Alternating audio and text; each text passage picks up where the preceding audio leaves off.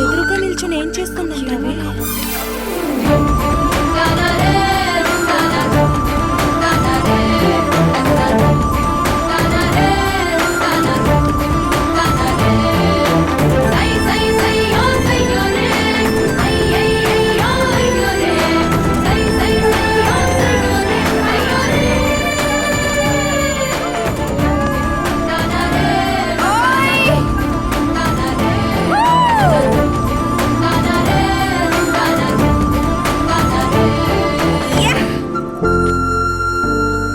అంతా చీటింగే.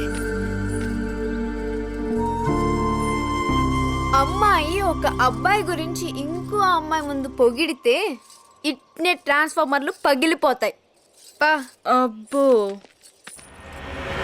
ఏంద్రా ఊర్లో గందరగోళం?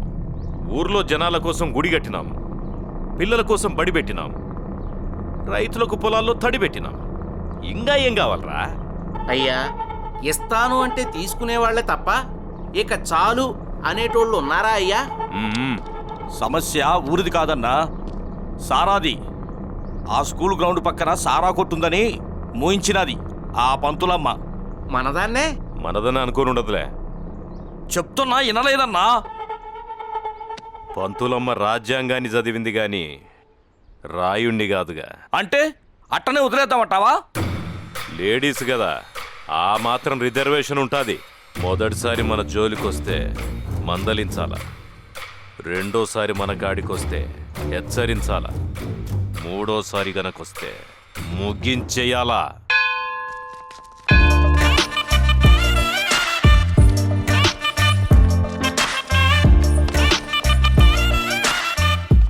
అక్క మొర మల్లెపూలు ఇచ్చావా? దేనికిరా? సరోజాకి ఐ లవ్ యూ చెప్పాలా. భక్తికి బంతిపూలు, లవ్వుకి రోజా పూలు, మొదటి రాత్రికి మల్లెపూలురా. అదే నాకు మల్లెలతోనే ఐ లవ్ యూ చెప్దామని. ఈ కుర్రాళ్ళు ఎంత అడ్వాన్స్ అయిపోయారో ఏమో.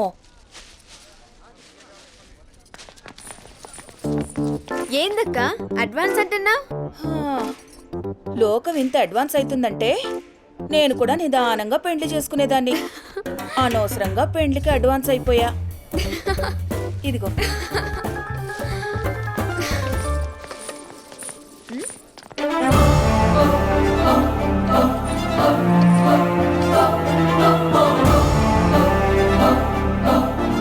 అబ్బాయిలు మనంత ఈజీగా వదిలేయరే. జస్ట్ వాళ్ళకెళ్ళి ఓ స్మైల్ ఇసిరేస్తే చాలు, పనులన్నీ మాని సిన్సియర్గా మన చుట్టే తిరుగుతారు. దేని గురించే?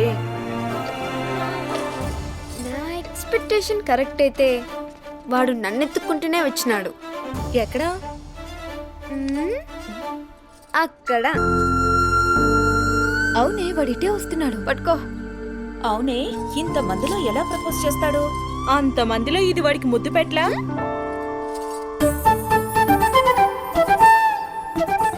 వాడు అందుకే వస్తే అయిపోతున్నాడు చేతిలో. వాడు ఇటే వస్తున్నాడు.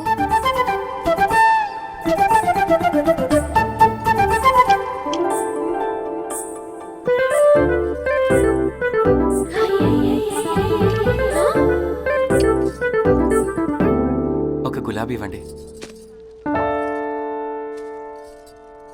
ఫ్లవర్ ఇచ్చి ప్రపోజ్ చేస్తాడేమో.